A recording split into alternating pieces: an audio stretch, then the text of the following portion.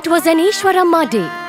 Swami was in Kodaikanal and he had arranged for a Narayan Seva at Sai Shruti.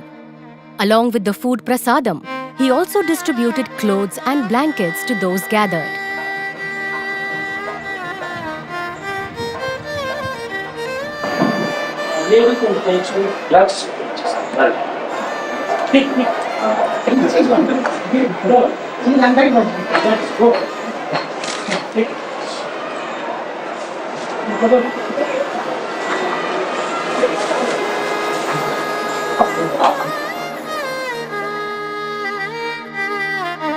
The distribution was done, but Swami didn't look satisfied.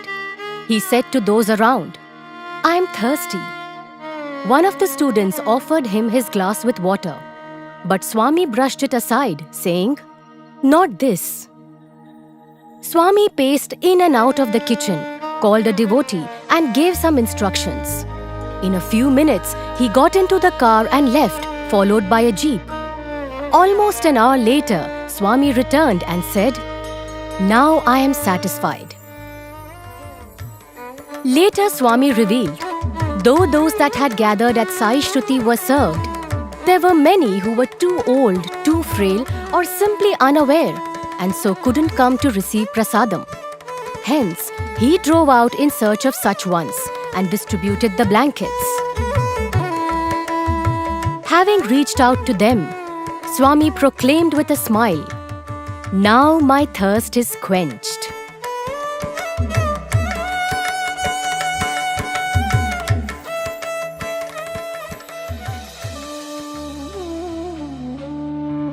It was this divine thirst that made him not merely come to the earth, but travel to those that were too lost or too entangled to come to him.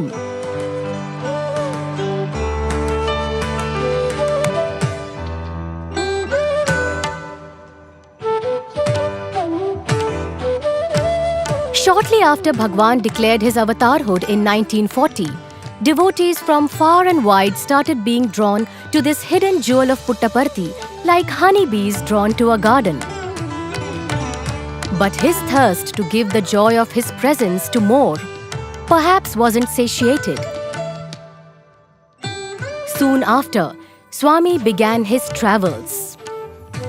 His first few trips were to the cities close to Puttaparthi, Bangalore, Mysore, and reaching as far as Madras.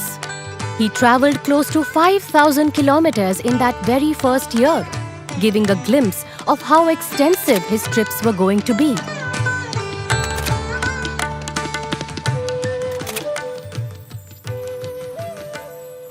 He went where invited, to the homes of devotees, reminding them that he had come to stay forever as the head of their family. Soon, the royal families of Sandur, Chincholi and Mysore started entreating his visits to their palaces and mansions. Luxuries or comforts never drew him. It was only the pure plea from devout hearts that melted him. Or as Swami would say, "I go in search of those that are mine from long before." In the early 40s, during the trip to Mysore, he stayed at the palace as the royal guest, but also at the homes of devotees as their very own.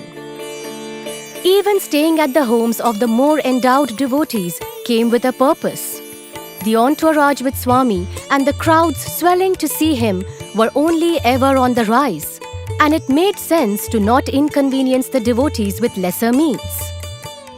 Yet, he was ever ready to be a guest at the humblest of homes.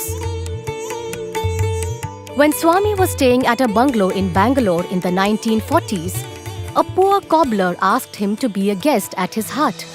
And to his surprise, Swami readily agreed.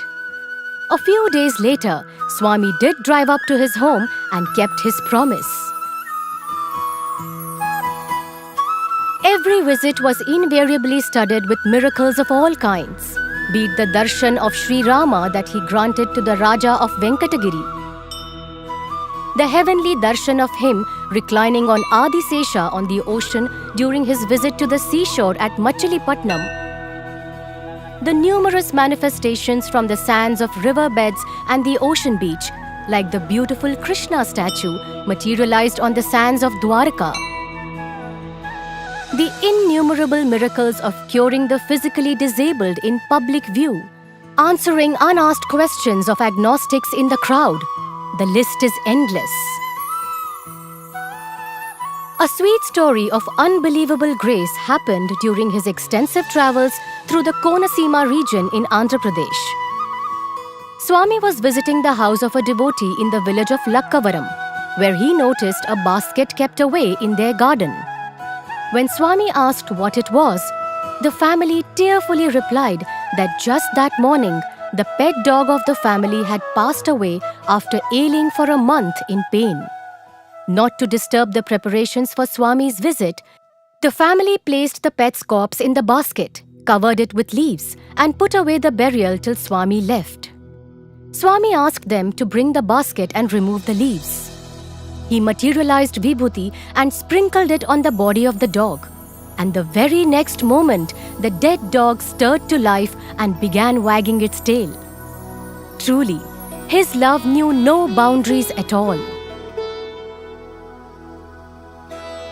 He reached out to people in many ways. Lokanath Mudliar of Madras was suffering from a strange attack of insanity. Swami visited him in a dream and cured him completely. Even as the entire house was reveling at this miracle of the unknown divine visitation in the dream, Swami physically walked into their home the next day, assuring the family of the validity of the dream blessing. He who is in all places at all times didn't need to travel, but he traveled nevertheless.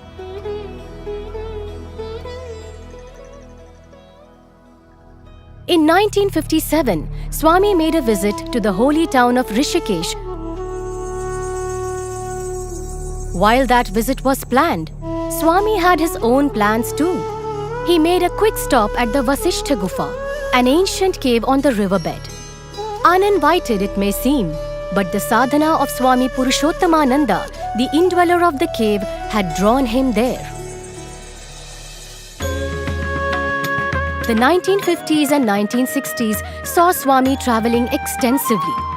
To give a mere glimpse, on one single day when Swami travelled from the town of Peduru to Nellore, he stopped at 8 villages, blessing them, speaking to them, singing for them and filling them with lifelong memories.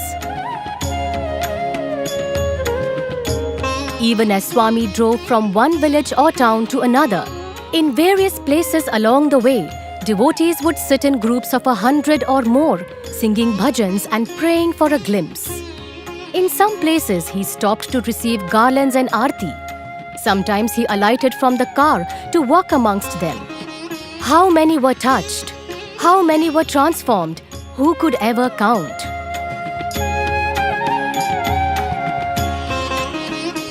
In the later part of the 1960s, Swami started travelling extensively to the towns and cities along the western coast as well, Bombay in particular. In the October of 1968, in a span of 8 days, Swami visited Bellary, Gadag, Halekote, Annagiri, Hubli, Sirsi, Karwar, Kodibag, Panjim, Belgaum, Bijapur, Dharwad, Agadi and Haveri, covering Uttara Kannada and the western coast.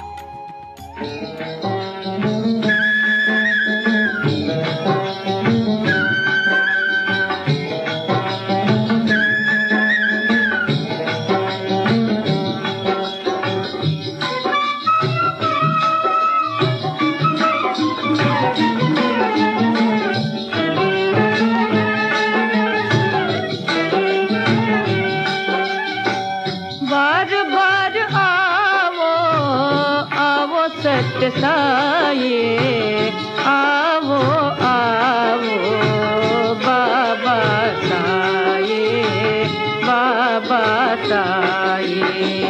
बार बार आवो आवो सत्य साये आवो आवो बाबा साये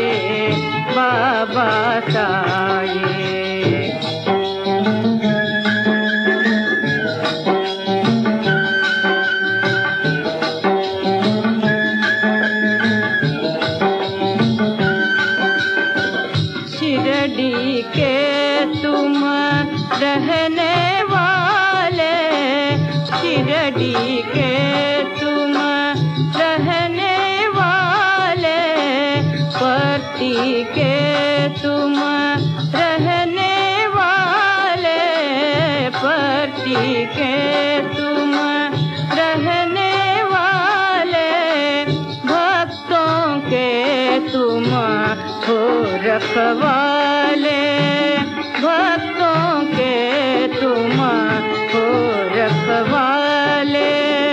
तरस रहे हैं नैना हमारे,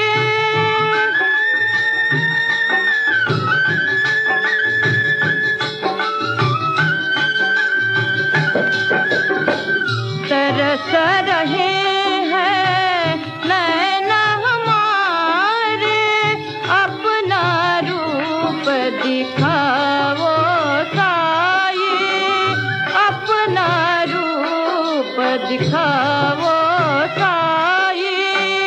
बार बार आओ, आओ सत्य साई, आओ आओ बाबा साई, बाबा Sai.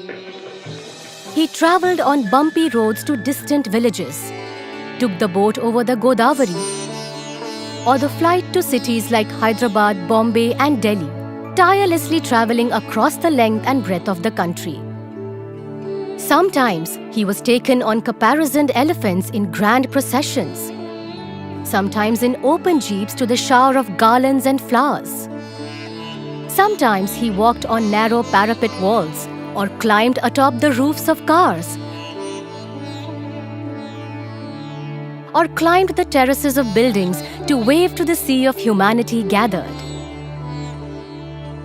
Every act was one of love, to quench the thirst of those craving for his love. An incident that occurred in the very tip of this sacred land, Kanyakumari, is truly fascinating.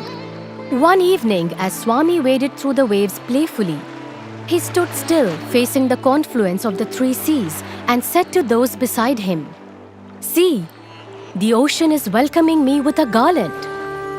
At that very moment, a majestic wave advanced towards Swami and swept over his feet and receded.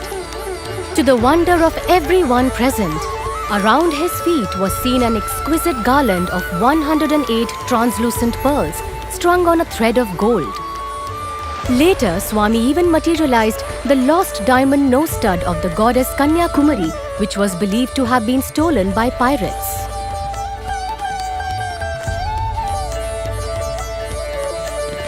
Like in Kanyakumari, devotees would also take delight in taking Swami to ancient shrines and temples in their towns and cities. This led to another divine task being accomplished: the rejuvenation of all these spiritual powerhouses that have served mankind for long. In 1961, he went to Varanasi and placed a unique jewel materialized on the spot on the Vishveshwara Lingam.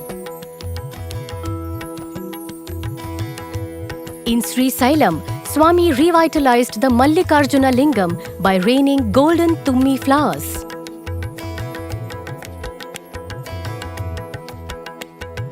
He visited Pandharpur, the holy town dedicated to Lord Vithala, in 1965, where Swami materialized a golden gem set necklace for the idol of Mother Rukmini.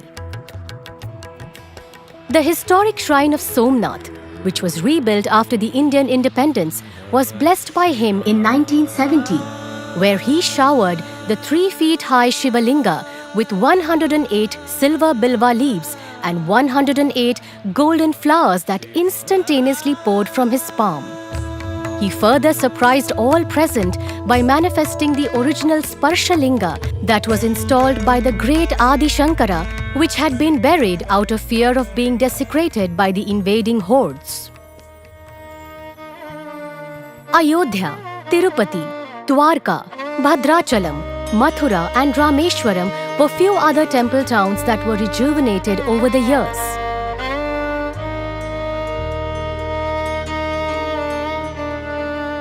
Talking of such visits to holy shrines, how can we not mention the visit to Badrinath in 1961?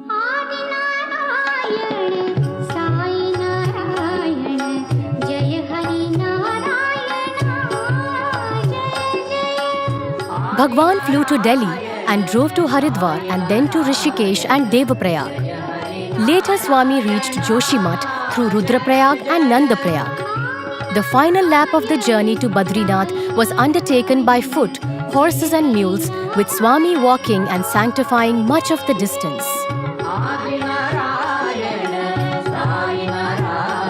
At Badri, Swami materialized the Netralingam installed by Adi Shankara himself and had the devotees perform Abhisheka for it with the waters of the Ganges. He materialized 108 golden bilva leaves and showered them on the lingam. He then materialized fresh and fragrant tumi flowers which he sprinkled on the lingam too.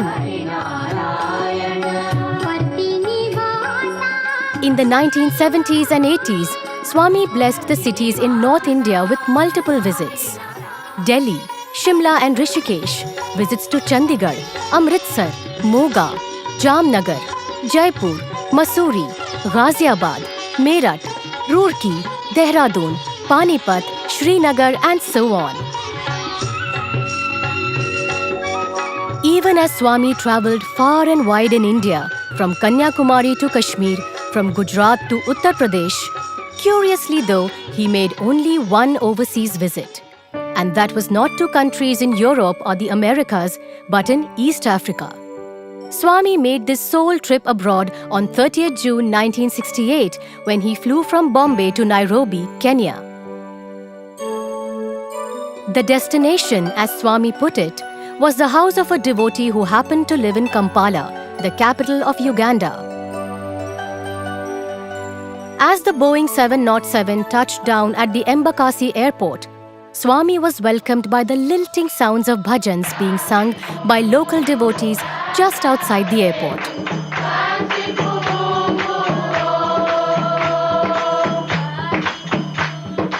And then began a 660-kilometer long drive to reach Kampala. In fact, Bhagwan could not but halt so many times on the way, moved by the gatherings of devotees who were pining for his darshan. Swami finally reached Kampala at 1:30 a.m. only to be greeted by over 2,000 devotees who were enthusiastically waiting at that midnight hour for his arrival.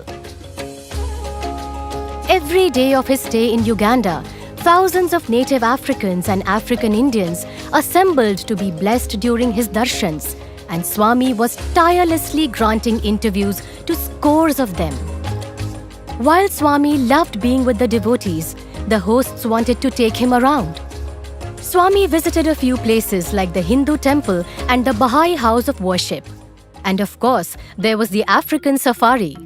Swami was taken across the majestic Lake Victoria and to the famous Serengeti National Park in Tanzania and the Nairobi National Park too. He was scheduled to leave on July 10th to be in Bombay for Guru Purnima. But the Africans pleaded with tears. "Father, do not leave us, please."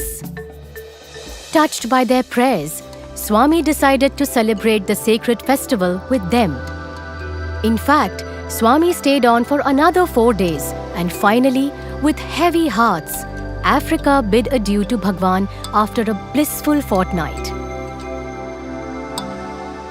Bhagwan says, "I am not moved by the craving for a change or for recreation or travel. Where there is a desire for mental tranquility, I hurry to grant it. Where there is melancholy, I hasten to lift the drooping heart. I am ever on the move to fulfill the mission for which I have come."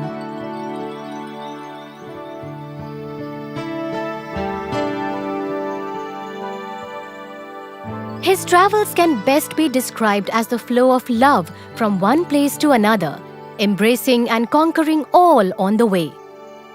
Be it the humble drivers who had the blessing of chauffeuring him, or the pilots and crews of planes that he travelled by, or the many simple village folk that were blessed on the highways en route, the lives touched through these travels are countless indeed. These travels may seem to be planned visits or prepared pilgrimages, but it was always the unseen thread of devotion that was drawing him. On one occasion, when Swami was driving from the city of Madras to Bangalore, His car took a quick detour into a narrow road on the highway. The cars in the convoy followed. Swami's car pulled up in what appeared to be a clearing in the middle of the jungle, and over there were seated a few devotees belonging to the tribal community, singing bhajans in front of an altar made of twigs and leaves. No invitations were printed, no itineraries prepared. Devotees called him, and he came.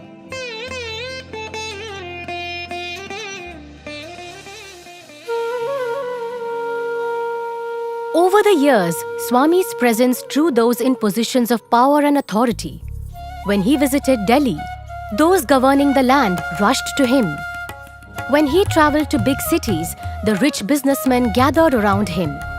His advent was for the transformation of all. So he used these moments to counsel and correct, direct and transform these individuals of power. But at the same time, he was making himself available to those who may not have come to him otherwise. Clearly, it was he who was reaching out to all through these tireless travels.